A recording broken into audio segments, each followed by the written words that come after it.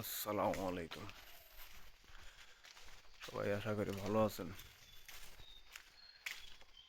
ঠান্ডার প্রস্তুতি নিয়ে নিলাম। নামাজের পরে নামাজ পড়ার জন্য বের হওয়ার সময়